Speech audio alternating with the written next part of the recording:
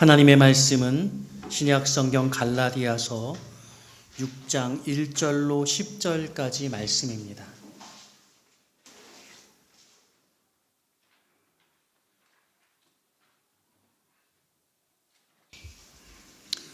신약 성경 309쪽 갈라디아서 6장 1절로 10절까지 말씀 한 절씩 교독하겠습니다.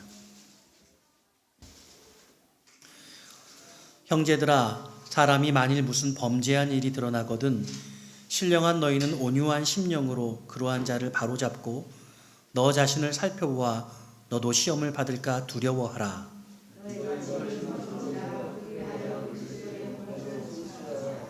만일 누가 아무것도 되지 못하고 된 줄로 생각하면 스스로 속임이라.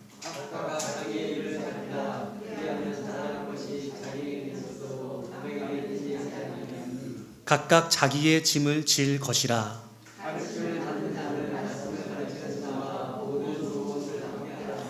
스스로 속이지 말라. 하나님은 업신여김을 받지 아니하시나니 사람이 무엇으로 심든지 그대로 거두리라.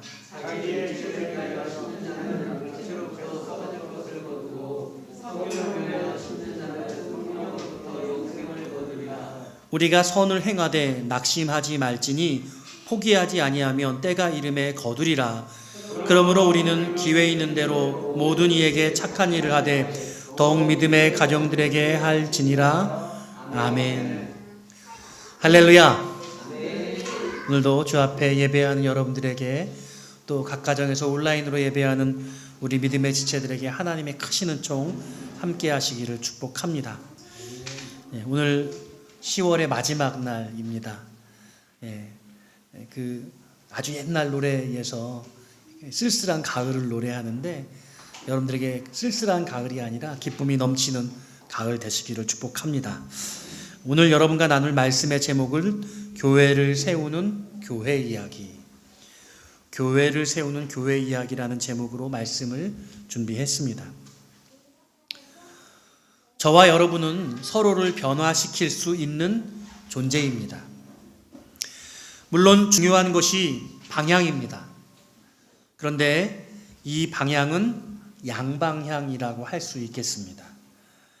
서로를 망가뜨릴 수도 있고 또 놀랍도록 세워줄 수도 있습니다. 세우고 또 무너뜨리는 것이 서로에게 달려있다라고 말할 수 있겠습니다. 그 중에서도 제일 나쁜 방향을 먼저 말씀드리자면 너 죽고 나 죽자 하는 설정입니다. 여러분, 너 죽고 나 죽자 해보셨습니까? 안 해보셨기를 바라요. 이판사판 끝까지 가는 것이고, 이런 컨셉 한국의 고전에도 좀 있죠. 논개가 착 끌어안고 죽기도 했고 또 장화홍련이 또 그런 모습이기도 하고 그랬습니다. 악인들의 삶의 태도가 대체로 죽기 아니면 까무러치기, 너 죽고 나 죽자 이런 설정입니다. 제일 무서운 사람이 죽기 살기로 덤벼드는 이들입니다. 저는 그런 사람 만나봤습니다. 무섭습니다. 정말 만나지 말아야 됩니다. 이런 사람을 만나면 도망가는 것이 상책입니다. 여러분, 피하십시오. 도망쳐야 됩니다. 그런데 이런 일을 피할 수 없다면 그 불행의 늪에서 헤어나오기 어렵습니다. 목사님, 그런 사람이 가족이면 어떻게 하나요? 가족이 죽기 살기로 덤빈다면 그게 가족이 아니겠죠? 그런데 그럼에도 불구하고 그런 가족도 때때로 있는 것 같습니다. 여러분, 심심한 유감의 말씀을 드립니다. 그런데 그런 가족이 있다는 건 정말 불행할 가능성이 높다는 뜻인데요.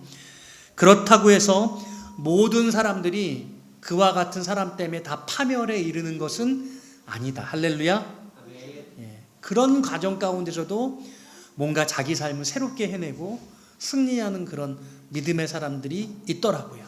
그건 귀한 일이죠. 여러분, 중세에 이런 논쟁이 있었다는 것 아십니까? 카톨릭 그 교회에서 성수의 파리가 빠졌습니다. 자, 그러면 여러분,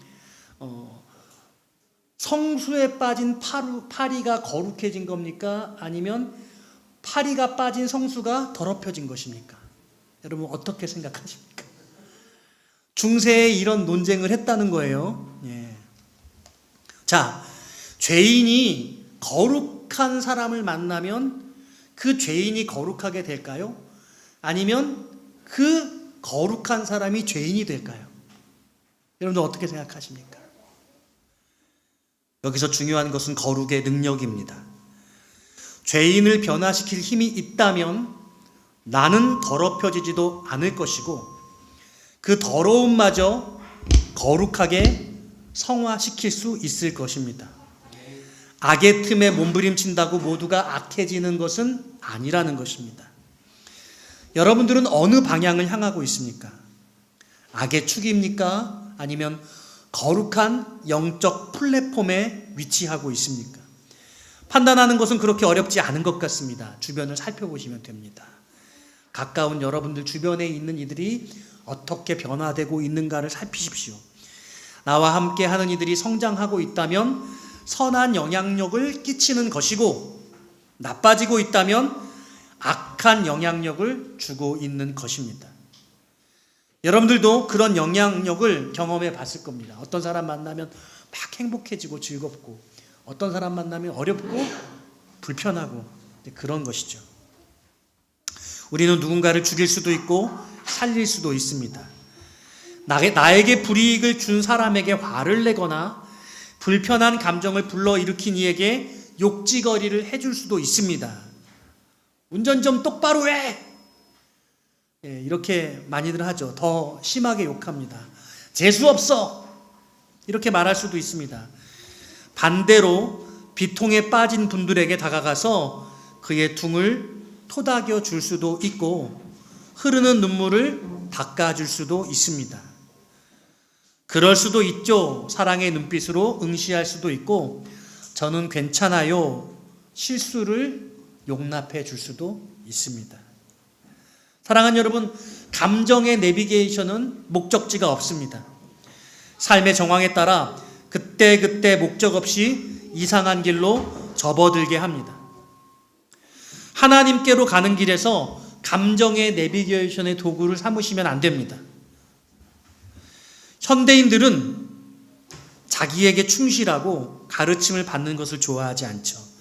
꼰대라는 말 여러분 많이 들어보셨죠? 가르치려는 전형의 사람들을 비하하는 나쁜 말입니다. 요즘은 한술 더 떠서 여러분 들어보셨어요? 설명충이라고 합니다. 가르치는 것을 벌레처럼 여기는 것이 현대의 트렌드인 셈이죠. 어쩌면 누군가를 변화시키려고 한다는 것 자체가 오만일 수도 있겠습니다만 저는 그런 사람들보다 오히려 배우고자 하는 마음이 없는 그 삶과 그 세대가, 그 문화가 더 큰 문제라는 생각을 하게 됩니다. 좋은 스승과 좋은 제자가 만나면 너도 살고 나도 살게 됩니다. 그러나 현대인들은 스승을 잘 두지 않습니다. 자기 자신이 스승입니다. 이런 시대에는 가르치지 않았음에도 배우고 싶도록 하는 것이 가장 지혜로운 방법이 아닐까 합니다. 어떻게 그럴 수 있을까? 사실 저도 잘 모르겠습니다. 누군가 배우고 싶어하는 사람들을 만나면 도대체 어떻게 그가 배우고 싶어하는 마음을 그 사람들을 통해 갖고 있는지 살피시기를 바라요. 교회가 교회되는 비결이 바로 그 사람에게 있는 것이 아닐까 합니다. 오늘 말씀의 제목이 교회를 세우는 교회 이야기라고 했는데 사실은 사람 이야기입니다. 왜냐하면 사람이 교회이니까, 여러분이 교회이기 때문에 그렇습니다. 그러니까 오늘 말씀의 이 교회를 세우는 교회 이야기라고 하는 제목은 사람을 세우는 교회의 한 사람 한 사람 성도를 세우는 성도들의 이야기라고 그렇게 이해하셔도 되겠습니다. 고린도전서 3장 16절에는 너희는 너희가 하나님의 성전인 것과 하나님의 성령이 너희 안에 계시는 것을 알지 못하느냐? 이렇게 말씀하셨습니다. 여러분들은 하나님의 성전이신 것을 믿으십니까? 또 그 다음 17절에서는 이렇게 말씀하십니다. 누구든지 하나님의 성전을 더럽히면 하나님이 그 사람을 멸하시리라. 하나님의 성전은 거룩하니 너희도 그러하니라. 성전인 여러분 자신을 거룩하게 잘 간직하고 지켜나가라고 그렇게 도전하고 계십니다. 오늘 여러분들이 읽으신 갈라디아서 6장의 말씀은 교회 안에 있는 세 부류의 사람들을 소개하고 있습니다. 사실 여러분이 갈라디아서 6장을 읽어보시면 이 내용을 이해하기가 그렇게 쉽지는 않습니다. 1절부터 5절까지가 한 문단이고 6절부터 10절까지가 한 문단으로 그렇게 이루어져 있는데요. 저는 이 1절, 5절과 6절, 10절의 두 문단이 하나의 내용으로 함께 담겨져 있다라고 그렇게 보고 오늘 말씀을 준비했습니다. 오늘 이 1절부터 10절까지의 내용 가운데 세 부류가 어떤 부류의 사람들이냐? 첫 번째로는 범죄한 자입니다. 범죄한 자. 오늘 여러분들 이 본문이 한 가지 사건을 가정하고 있죠. 1절 말씀 같이 한번 읽어보기 원합니다. 같이 읽어볼까요? 시작. 네, 거기까지. 사람이 만일 무슨 범죄한 일이 드러나거든, 조건절입니다만 가정하고 있죠. 교회 안에 어떤 범죄한 사건이 나타났을 때를 말합니다.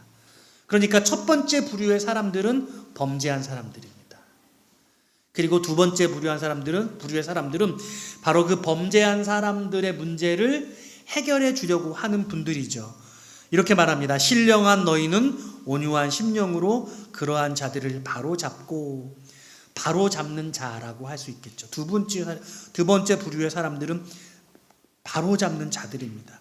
자, 그런데요, 오늘 이 범죄한 자와 그러한 자들을 바로잡는 자들이 두 부류인데 이걸 6절부터 10절 사이에서는 이렇게 다르게 표현합니다.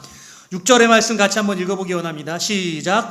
가르침을 받는 자는 말씀을 가르치는 자와 모든 좋은 것을 함께하라. 이 말씀은 참 목사로서 살짝 불편해요. 왜냐하면 여러분들에게 전하기 제가 좀 민망하는 거죠. 여러분, 저에게 잘하세요. 저에게 좀 좋은 것 좀 많이 가져오세요. 이런 말처럼 들리거든요. 또 그 말씀이 사실이기도 하고요. 그러나 오늘 이것을 앞의 문단과 연관해서 살펴보면요, 범죄한 사람들을 가르침을 받는 자들과 동일시 해볼 수 있습니다. 그리고 바로 잡는 자들을 말씀을 가르치는 자와 또한 동일시 할 수 있어요. 두 부류의 사람이 어떤 사람들이냐? 범죄한 자이면서 동시에 가르침을 받는 자들이고 바로 잡는 자들이면서 동시에 가르치는 자들이죠.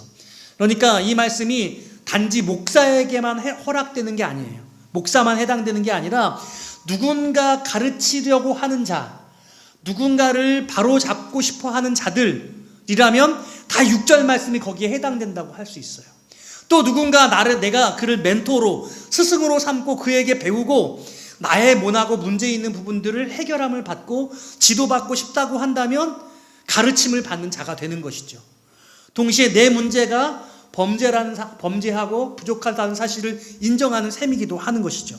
그러니까 이 1절부터 5절까지의 말씀과 6절부터 10절의 말씀이 서로 다른 얘기가 아니라 같은 이들을 대상으로 지금 전하고 있다고 볼 수 있습니다. 물론 직접적으로 목회자를 바라보고 있습니다만 교회 안에 많은 소그룹의 지도자들, 또 삶 속에서 누군가를 변화시키기 위해서 성실하게 거룩하게 그들을 돕고 지도하는 이들을 모두 다 포함하고 있다고 보는 것입니다. 자, 그런데요, 여러분, 세 번째 부류의 사람은 아직 제가 소개시키지 않았죠. 어떤 자들이냐라고 할 때 3절 말씀을 같이 한번 읽어볼까요? 3절입니다. 시작. 만일 누가 아무것도 되지 못하고 된 줄로 생각하면 스스로 속임이라. 스스로 속고 있는 자들이 세 번째 부류의 사람들입니다. 다시 말하면 내가 가르침을 받아야 되는지 가르쳐야 되는지 헛갈린 상태에 놓여져 있는 사람들, 이런 사람들이 있어요. 뭔가 계속 가르치고 싶어 하는데 다른 사람들이 생각하기엔 당신이 누군가를 가르칠 만한 그런 사람입니까? 그걸 인정하지 않는 거죠. 배우려고 하지 않아요. 그 사람을 보니까 그 사람이 나에게 무엇인가를 가르쳐 줄 만한 그런 인격적인 흠모할 만한 그런 거룩성을 가지고 있다고 생각하지 않는 거죠. 여기가 동의가 돼야 되거든요. 난 저 사람에게 배우고 싶어. 저 사람이라면 내가 닮을 만해. 나의 문제를 저 사람은 해결해 줄 수 있을 거야 라고 그를 믿고 신뢰할 수 있어야 되는데 그렇지 않거든요.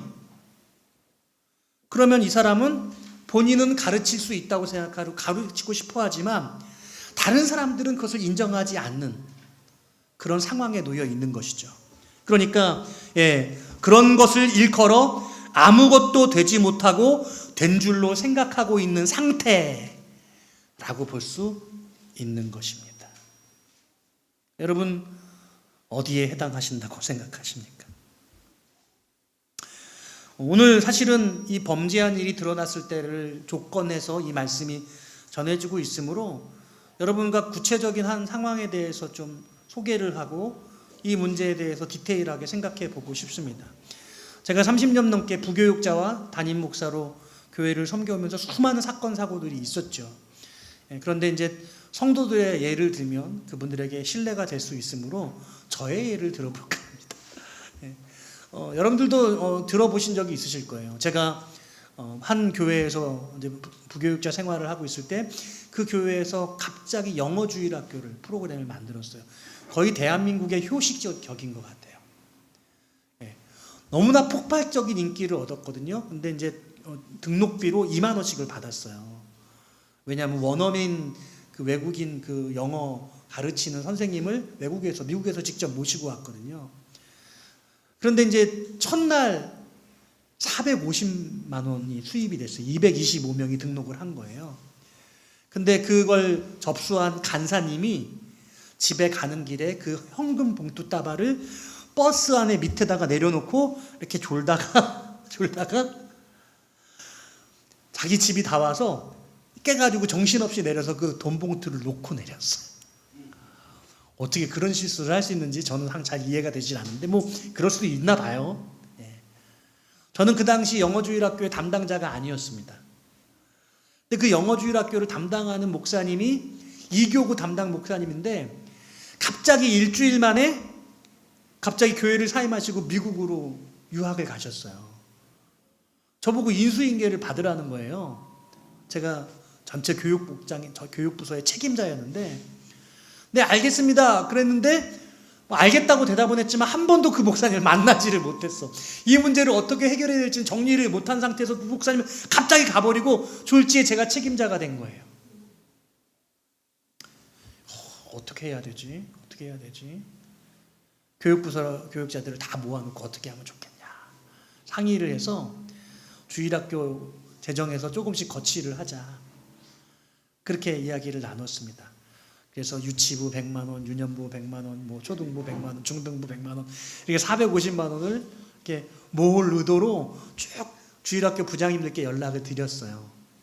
제가 그때가 언제냐면 저희 집사람이랑 막 연애를 하고 있을 때였어요. 잊을 수가 없어요. 제가 강남에 있는 마르쉐, 삼성역 마르쉐에서 밥을 먹고 있었거든요. 기억나세요? 전화가 왔어요. 담임 목사님한테. 지금 주일학교 부장님한테 전화 받았는데 누구 마음대로 그렇게 해. 네가 다 물어내. 제가 정말 우리 집사람을 어떻게든 제 안사람으로 만들어 보려고 열심히 작업 중인 그때에 전화가 와서 제가 1시간을 전화를 통화를 했어요. 거의. 제가 그 과정을 통해 정말 많은 걸 배웠습니다. 지금도 그렇게 해야 된다고 생각이 드는 면이 있어요. 저는 그때 이제 교육자들과 모여가지고 교육자들이 나눠서 냈어요. 제가 제일 많이 내고 나머지 교육자들이 십시일반해서 내고 저 좀 억울했어요. 내가 무슨 잘못을 했는데 나는 그 책임자도 아니었고 인수인계 받았는데 나 그 목사님 얼굴도 한번 못 보고 난 인수인계 받았는데 그 왜 내가 그 돈을 내야 돼? 막 이런 목사님에 대한 원망 이런 마음이 막 들었어요. 그때 정말 목사님 밉더라고. 하필이면 이렇게 데이트하고 즐겁게 데이트하는 시간에 전화해가지고 말이야. 사랑하는 여러분, 교회 안에는 이런 비슷한 일들이 많이 일어나는 것 같습니다. 자, 이 본문에서 범죄한 일이 드러났을 때 이 범죄라고 하는 것은 악의적으로 또는 상습적으로 의도한 마음을 가지고 하는 그런 범죄를 말하는 것이 아닙니다. 악의가 없이 어떻게 생각하면 습관적이지 않게 실수로 어떤 일들, 그런 범죄가 드러났잖아요. 여러분 그럴 수 있죠. 여러분 스스로에게 생각해 보세요. 우리가 삶 속에서 내가 짓게 되는 죄인으로서의 그런 내 범죄는 악의적인 범죄인가? 의도한 범죄인가? 상습적인 범죄인가? 아니면 의도하지 않은 범죄인가? 여러분 이 의도성과 이 마음속의 상습성은 매우 중요한 죄질을 가지고 있습니다. 여러분 가중처벌이라는 거 아시죠? 교도소에 갔다 온 사람이 나가서 동일한 범죄를 되면 가중처벌을 받아요. 하나님도 가중처벌하십니다. 어떤 죄악의 문제를 해결하기를 원하는 마음이 우리에게 있느냐 없느냐가 매우 중요하다는 거예요. 반복적으로 죄를 지을지라도 그 문제를 해결하고 싶은데 그걸 헤어나오지 못하는 상태라면 우리가 주님 앞에 간절한 마음으로 우리를 아뢰고 그런 나를 고치시도록 간절히 빌어야 하겠지만, 그렇지 않고 그걸 반복적으로 죄를 짓고 있음에도 불구하고 그 의도성을 계속해서 붙들고 있다고 한다면 이런 나를 나는 어쩔 수 없어. 그럼 화인맞은 양심이 되어져 버리는 거죠. 그런 죄는 심각한 죄입니다. 만약 여러분 그런 죄를 가지고 있다고 한다면 여러분 용서받기 어려워요. 여러분 속히 정신 차리시고 그 문제를 주님 앞에 내려놓으시길 바랍니다. 여러분들의 그 상습성, 그 악의적 태도, 그걸 주님 앞에 내려놓으셔야 돼요. 이 문제를 해결받으셔야 합니다. 반드시 그러합니다. 오늘 이 범죄한 일은 그런 죄를 말하는 것이 아닙니다. 의도하지 않고 악의적이지 않은, 습관적이지 않은 어떤 사건들을 우리는 죄를 지을 수 있죠. 그러한 문제가, 그런 범죄가 교회 안에 어떤 성도들에게 일어날 때 이 문제를 바로잡으라고 하나님 말씀하시는 거예요. 오늘 1절에 그래서 말씀하시기를 너희는 온유한 심령으로 그러한 자를 바로잡고 라고 말씀합니다. 자, 여기에 몇 가지 컨디션, 조건이 붙어요. 첫 번째로는 신령한 너희는 이라고 말하고 있어요. 신령한 너희는, 거룩한 너희들은. 이러한 문제를 해결할 수 있는 자들은 어떤 자들이냐? 거룩한 자들이다. 하나님이 거룩한 자들로 이런 일들을 해결하기를 원하시고 그런 문제를 해결하기를 원하는 자들에게 거룩하다라고 칭찬하시고 인정하시고 계시다라고 이해할 수 있습니다. 또한 이 문제를 해결하는 방법으로 온유한 심령으로 라고 말하고 있습니다. 온유한 심령. 여러분 이 온유라는 단어, 우리 교회에 온유가 있죠? 예. 온유에서 온유라고 말한 건지 온유하라고 온유라고 말한 건지 여러 가지 다 의미가 있겠습니다만, 이 온유란 단어가 와 우리 다혜는 참 온유해 라고 만약 그렇게 말한다면 우리 다혜는 참 따뜻하고 부드럽고 다정하고 우리는 그런 심상을 갖잖아요. 근데 그렇지 않아. 이 온유라고 하는 이 단어의 원어, 헬라어 원어는요, 그 야생마를 길들인다라고 할 때 그렇게 사용하는 단어예요. 야생마를 길들인다. 예, 우리 이광철 집사님 격하게 공감하고 있어요. 예, 참 이름이 중요한 것 같아요. 예.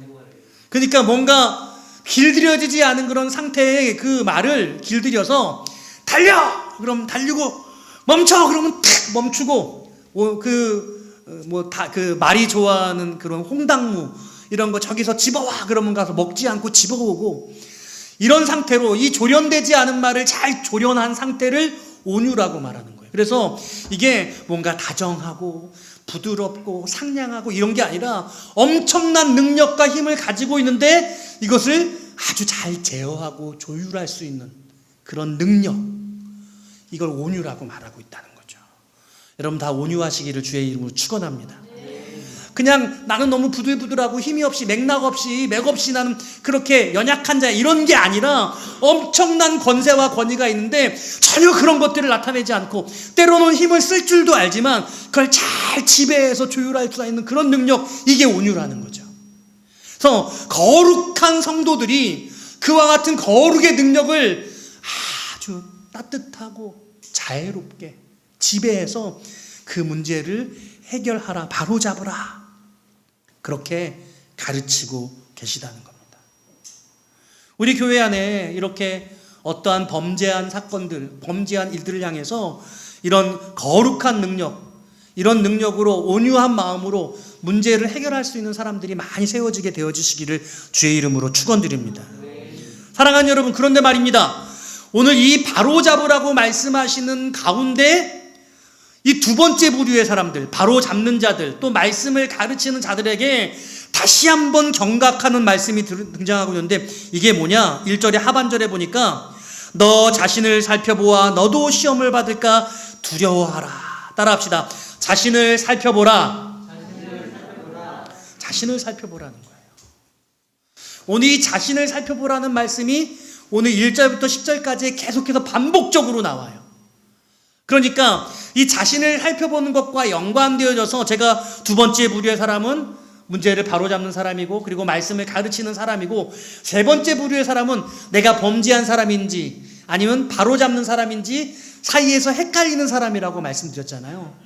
근데 자기 정체성, 주제 파악을 잘해야 되는 게 바로 이 부분이라는 거죠. 그래서 자신을 살펴보라는 말이 어떻게 이야기를 하고 있냐면 두려워하라 라는 말씀으로 1절 하반절에 등장하고 있고, 2절에서는 어떻게 말하고 있냐면 이것을 서로 짐을 지라 라는 말씀으로 나타납니다. 심지어는 그리스도의 법을 성취하라 라는 말씀으로 등장해요. 그리스도의 법이 뭐예요, 여러분? 사랑이에요. 사랑. 말씀이 무엇이 말씀입니까? 하나님을 사랑하고 내 이웃을 사랑하라. 사랑으로 완성되거든요. 그리스도의 법을 성취하라는 이 말은요, 서로 짐을 나누어지면서 서로 사랑하고 있음을 이루어내라 라고 그렇게 요청하고 있어요. 그리고 4절 말씀에 다시 한번 말씀하세요. 자기의 일을 살피라. 자기의 일을 살피라. 그리고 6절에 가서는 뭐라고 말하면 좋은 것을 함께 하라. 7절에 가서 같이 한번 읽어볼까요? 시작. 스스로 속이지 말라. 하나님은 업신여김을 받지 아니하시나니 사람이 무엇으로 심든지 그대로 거두리라. 아멘. 스스로 속이지 마라. 이거는 가르치는 자와 가르침을 받는 자 모두에게 하시는 말씀이에요. 그래서 자신을 살펴보는 것, 이것처럼 중요한 것이 없어요. 그래서 이건 부끄러운 이야기입니다만은 전에 제가 부교육자로 있던 교회에서 청년들을 지도하면서 아주 촉망받는 전도 유망한 청년 커플이 있었어요. 되게 예쁘게 사랑을 하고 있었는데 어느 날 보니까 좀 낌새가 이상했어요. 그래서 보니까 아기를 가진 거죠. 결혼 아직 안 했는데 확 슬피 울어서 마음이 좀 철렁하더라고요. 아니나 다를까 사람들이 하나씩 둘씩 알게 되어지고 교회에 소문이 나게 되어지고. 여러분, 어떻게 해결해야 될까요? 여러분, 교회 안에 어떤 문제가 생겼을 때 어떻게 해결하는 게 좋겠어요? 참 우리의 거룩과 지혜가 필요한 것 같아요. 저도 답답해하는데 담임 목사님 계시니까 목사님 잘 해결하시고 빨리 결혼 날짜를 잡아서 결혼을 했죠. 교회에서 이런저런 여러 가지 비난들이 구설수가 있었습니다. 제가 드리고 싶은 말씀은 그런 이들을 향한 우리들의 태도인 거죠. 교회의 다른 리더십 한 자매가 저에게 그랬어요. 목사님, 어떻게 이런 일이 있을 수 있습니까? 용납할 수 없습니다. 저도 좀 당황스러웠죠. 되게 완강했습니다. 그 일로 교회를 떠났어요. 근데 사랑하는 여러분, 그 자매도 결혼하기 전에 아기를 가졌다는 사실을 아십니까? 놀랍죠? 그렇게 막 그 일에 분노하고 그랬는데 부러웠던 걸까요? 어떻게 된 일인가요? 어쩌면 우리가 그렇게 발끈하는 이유는, 그렇게 막 뭔가 거룩한 척하면서 잣대를 재는 이유는 그 부분이 가장 약할 수도 있다는 생각을 하게 되는 거죠. 제가 지금 무슨 말씀을 드리냐면, 어떤 사건들이 벌어질 때 너는 정당해? 너는 그토록 의로워? 너는 그렇게 그 부분에서 자신 있어? 여러분, 한국 정치사회가 얼마나 먼지털이를 많이 합니까? 우리 성도들의 삶을 다 면면이 정말 발기발기 찢어가지고 그 안에 있는 죄의 요소들을 털어낸다면 우리는 그렇게 의롭습니까? 아무도 그럴 수 없다는 걸 우리는 너무 잘 알죠. 모든 사람들은 죄인이에요. 만약 우리가 낱낱이 해부된다면 우리는 더 이상 얼굴을 둘 수 없을 만큼 그렇게 부끄러울 수밖에 없을 거예요. 근데 지금 한국 사회의 가장 지도자들이, 가장 뭔가 똑똑하고 정말 이 나라를 다스린다고 하는 그들이 서로 죄를 막 흠을 찾아가지고 서로 공격하고 짓밟고서 대통령이 되겠다고 뭔가 한번 내가 정치를 해보고 나라를 다스려보겠다고 그러고 있지 않습니까? 근데 이런 나라가 잘 되기가 사실은 어렵다는 거예요. 마키아벨리가 말하는 그 군주론이라는 것이 수단과 방법을 가리지 말고 상대편을 짓눌러서 정상의 자리에 오르는 것이거든요. 근데 하나님은 그렇게 말씀하지 않으세요.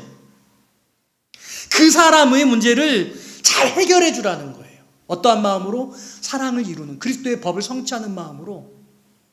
그렇게 될 때 내가 거룩해질 수 있다고 이야기하고, 그리고 나를 온유한 마음으로 내 안에 있는 저 사람을 정죄하는 그런 마음들을 내 스스로 다스리는 거죠. 마음속에 그런 감정의 분노를 억누를 수 있어야 한다는 거예요. 온유함으로. 그리고 그를 사랑함으로 그 문제를 해결하는 거. 어떻게? 서로 짐을 나누어지는 것으로.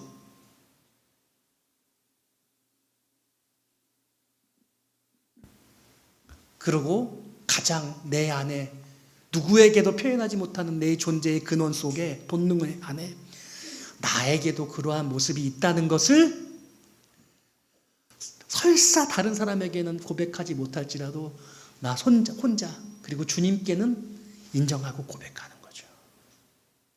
주님, 저 사람의 저 죄가 내 안에도 있음을 고백합니다. 내가 이렇게 발끈하는 마음이 드는 것은 그게 부러워서 때문이라는 것을 인정합니다. 나도 그와 같은 상황이 주어진다면 나도 그렇게 할 수 있을지도 모르겠다는 두려움을 제가 가지고 있습니다. 그럼 동의가 되세요? 만약 이걸 절대적으로 우리가 인정하게 된다면 그 범죄한 그 사람을 어떻게 우리가 정죄할 수 있겠냐고요. 어떻게 그를 미워할 수 있겠냐고요. 나도 그럴 수 있는데, 나라고 별반 다르지 않은데, 그 거룩한 것과 거룩하지 않은 그 성과 속이 매우 간발의 차이예요. 한 끗 차이예요. 내 안에도 그런 욕망이 있는데, 그런 쾌락이 있는데, 그걸 하지 않은 것에 대해서 우리가 감사하고 그걸 하나님이 지켜주시도록 구하는, 그게 귀한 것이지, 그 사람과 나는 사실 차이가 없는 거죠.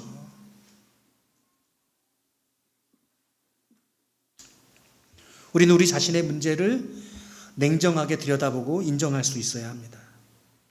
어떤 사람들은 돈에 그토록 집착합니다. 막 거룩하다고 이야기를 하고 막 정말 떡 부러져야 되는 것처럼 그렇게 얘기해요. 제가 겪어보니까요, 그런 사람, 당신은 믿을만 하니까 여러분 믿으시면 안 돼요. 그런 사람 위험해요.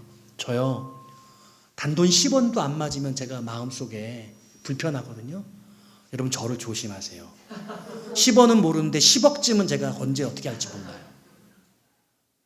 저에게 그것에 대한 민감성이 있기 때문에 제 안에 어떤 기준을 넘어서는 것들이 제공되면 저는 얼마든지 그것을 넘어설 수 있을 거예요. 죄를 지을 수 있을 거예요. 우리 안에 이런 죄성이 있다니까요. 어떤 사람은 즐거움에 집착하는 사람이 있어요. 옳고 그름이 문제가 아니라 즐거움이 중요한 거예요. 재미가 중요한 거예요. 그 때문에 모든 것을 다 감수해요. 이야기하자면 끝이 없습니다. 여러분 자신을 살펴보십시오. 여러분들이 매우 연약하다고 생각하는 그 부분을 여러분 잘 조심하고, 그렇기 때문에 거기에 더 철저해야 되고, 그런 상황에 여러분들이 노출되지 않도록 조심하셔야 되는 겁니다. 저도 돈에 집착하는 이유가 어쩌면 그걸 더 두려워하기 때문일지도 모르겠다는 생각을 하게 되어지는 것이죠. 여러분 자기 만족에서 헤어나오시기를 바랍니다. 나는 꽤 괜찮은 사람이야, 나는 정당해. 여러분 결코 그렇지 않다는 것을 여러분 아시고 인정하실 수 있으시기를 바라요. 그래서 오늘 이와 같은 마음가짐이 우리를 어떤 태도로 만드느냐면, 나는 동시에 가르치는 자이면서 동시에 배우는 자가 되는 거죠. 제가 오늘 앞에 서두에서 칼럼을 읽어드리면서 요즘 사람 현대인들은 스승 삼는 것을 다 싫어한다고 말씀드렸어요. 여러분 스승 있으세요? 스승? 여러분 제자 되어 보셨어요? 단언코 말하건대 스승이 없는 사람들은 제자도 없습니다. 여러분 산유의 교우이긴 한데 김성택 목사가 여러분들의 스승이 되기는 합니까? 아유 감사합니다. 어려운 얘기예요. 왜냐하면 그 말씀을 따르려고 노력할 때, 어떻게든 순종하려고 할 때, 그를 통해서 내 자신의 연약함들을 비치고 바라볼 때 변화를 이룰 수 있기 때문에 그렇습니다. 스승보다 더 훌륭한 사람이 되어야 되겠죠. 저는 스승을 얻고 싶어 했고 스승님을 두고 있습니다. 그분은 정말 훌륭한 분이시고 그분을 따라가기 위해서 저는 무지하게 많은 어려움들을 감내해야 했고 감사하게 그분이 완전하진 않지만 그분을 통해 저희가 참 많이 성장하는 걸 느끼게 됩니다. 많이 달라요. 때로는 도망치고 싶기도 했습니다. 그러나 여러분 얼마나 많은 성장을 이루었는지 몰라요. 꼭 저를 스승 삼으실 필요는 없습니다. 그러나 여러분 중요한 것은 여러분들에게 말씀을 가르쳐주는, 여러분들을 변화시키고 여러분들의 죄의 문제를 해결해주고 여러분들을 지도해주고 이끌어줄 수 있을 반드시 스승이 있어야 한다는 사실이에요. 이 스승이 없으면 여러분 아무에게도 배우지 않겠다는 말이거든요. 그렇게 교만할 수가 없는 거죠. 그렇게 이기적일 수가 없는 거죠. 나는 스승 없이 혼자 배울 거야. 난 혼자 하나님과 독대해가지고 하나님께 배울 거야. 여러분 웃기지 마세요. 그럴 수 없어요. 절대 그럴 수 없습니다. 살아오면서 누군가를 바라보고 그를 온전히 섬겨야 되는. 그래서 오늘 이 범죄한 사건을 하나의 조건으로 가정을 하면서 그런 범죄한 문제를 해결하려고 하는 거룩하고 신령한 온유한 자를 상정해 놓고 있고 이 사람이 배우는 사람이고 이 사람이 가르치는 사람이고 이 가르치는 자도 가르치는 자라고 자기 자만에 빠지지 않을 것을 요구하면서 다시 돌아와서 6절에서는 다시 범죄한 사람, 배우는 사람으로 돌아와서 배우는 사람에게 뭐라고 이야기하면 가르치는 자와 모든 좋은 것을 함께함으로 내 자신의 연약함들을 극복해 가고 나를 성장시켜 나가라고 도전하고 있는 거예요. 이해되시죠? 이해되시죠? 그래서 저는 여러분들이 서로에게 스승되어질 수 있기를 바라요. 우리 교회 안에 장로님도 계시고 안수 집사님도 계시고 우리 이제 여전도회 남전도회 이끌어가는 리더들도 있고 우리가 서로를 볼 때 연약함이 많이 있지만 그의 연약함을 우리가 뒷담하거나 비하하는 것이 아니라 그가 거룩해질 수 있도록 우리가 함께 세워져 나가는 그런 모습이 이루어져야 하겠다라고 말씀을 드리는 것입니다. 자, 이제 말씀을 정리할 때가 되어진 것 같습니다. 사랑하는 여러분, 자기 만족에서 헤어나오시기를 바라요. 제가 교회를 세우는 교회 이야기, 성도를 세우는 성도의 이야기를 드리면서 가장 중요한 것은 오늘 칼럼의 제목이에요. 방향성이에요. 방향성. 우리가 서로에게 더 나빠지는 쪽으로, 악한 쪽으로, 더 죄를 많이 짓는 쪽으로 그렇게 흘러가고 있는지 아니면 우리가 성장하는 쪽으로 그의 범죄를 바로잡고 해결해주고 그가 성장해 나가면서 나도 성장하고 있는지 어느 쪽의 방향성을 가지고 있는지. 아무것도 아닌데요. 저는 누구와도 관계를 맺고 싶지 않고 그냥 저는 저로 살아가는데요. 아니요. 그러지 말라는 거죠. 나는 지금 가르치기를 원하긴 원하는데 내가 주제 파악을 못해가지고 누군가를 가르칠만 하지 못하다는 것을 알지 못, 이제 그건 좀 넘어서자는 거죠. 어떻게 해요? 우리 안에 있는 어떤 어려운 문제들, 어떤 사건들이 벌어질 때 그 문제를 해결해 보는 것을 통해 우리 자신을 진단해낼 수 있어요. 내가 그걸 해결해 보려고 하니까 그걸 해결한다는 게 너무 어려운 거예요. 아까 그 예화로 돌아가서 450만 원을 마련해야 되는데 담임 목사님이 누구 마음대로 주일학교 돈을 꺼내가지고 그걸 벌충을 해가지고 그걸 채원을 해. 성도들이 우리 아이들이 헌금한 돈인데 왜 그걸 그렇게 문제를 해결하라는 거야. 제가 다시 돌아간다면 어떻게 해결할지 고민도 하게 될 것 같아요. 그때 제가 냈던 돈 저는 무지하게 아깝다고 생각했습니다. 그런데 제가 그 대가를 지불해 보니까 내가 책임지지도 않을 일을 책임지게 되고 그래서 많은 돈을 지불하면서 그 책임에 대한 아픔을 겪어보니까 책임진다는 게 얼마나 어려운 건지 제가 알게 됐어요. 함부로 책임지려고 하면 안 돼요. 하지만 그럼에도 불구하고 내 잘못이 아니라고 생각함에도 불구하고 내가 인수인계를 받았기 때문에 책임을 졌고 그러므로 책임을 진다는 것이 얼마나 소중하고 귀한 일인가도 알게 되었어요. 저는 이 사건과 더불어 또 다른 한 사건을 말씀을 드리고 싶은데요. 전에도 여러분께 전했었어요. 제가 그 교회 말고 다른 이전의 교회에서 아침에 새벽 기도를 하고 딱 나왔는데 새벽 기도 정신없이 일어나서 가서 새벽 예배 드리고 딱 나오니까 제가 지갑을 안 갖고 나가는데 지갑이 이상해서 지갑을 꺼내보니까 지갑에 돈이 없어졌어요. 제가 등록을 하려고 학교 등록을 하려고 거기 100만 원짜리 수표도 있었거든요. 100만 원짜리 수표는 딱 그대로 있고 나머지 돈 싹 없어졌어. 그 돈이 꽤 큰 돈이었어요. 누가 훔쳐갔을까? 그 교회 옆에 있는 사택에서 총각대 살고 있었는데 너무나 많은 사람들이 드나드니까 알 수가 없었어요. 그 새벽에 거기를 올 사람이 별로 없거든요. 근데 문이 활짝 열려져 있고 탁 이상해서 지갑을 꺼내봤는데 돈이 없어졌더라고요. 나중에 범인들 찾고 보니 그 좀 망나니 짓을 하는 한 학생이었고, 왜 100만 원짜리는 안 가져갔더니 돈이 너무 커서 큰 잘못이 될까 봐 100만 원짜리는 두고 근데 나머지 돈이 한 100만 원 됐거든요. 제가 너무 어처구니가 없었죠. 근데 어떻게 이 일이 알려졌어요. 그리고 잊혀지지가 않아요. 그 당시에 치과를 경영하시고 했던 중등부, 제가 중등부를 담당하고 있었는데 이철규 집사님이라고 하는 한 집사님이 봉투를 저에게 가져다 주시면서 전도사님, 아무에게도 말씀하지 마시고 이 돈 받으세요. 제가 전도사님 부족한 등록금을 제가 채워드리겠습니다. 제가 사실 되게 노심초사하고 있었는데 그래서 등록을 할 수가 있었죠. 지금 생각해도 그분은 참 거룩하고 능력이 있는 하나님의 신령한 분이었던 것이 분명합니다. 저는 목사일 때 막 화를 내면서 그러면서 내가 책임지지 않아도 될 일을 내가 책임진다 그러면서 불평했는데, 그 집사님은 굳이 전혀 나서도 되지 않은 그러한 일에 나서셔서 그 문제를 해결하고 그 문제를 덮어줄 수 있었던 그런 놀라운 신령한 분이셨던 거죠. 오늘 좀 부끄러운 민망한 이야기, 또 돈 이야기 해서 여러분들 불편하실 수도 있을지 모르겠는데 이건 돈 이야기가 아니에요. 우리의 거룩에 관한 이야기, 우리가 어떻게 성장하고 자라갈 수 있을까 하는 그런 이야기인 것이죠.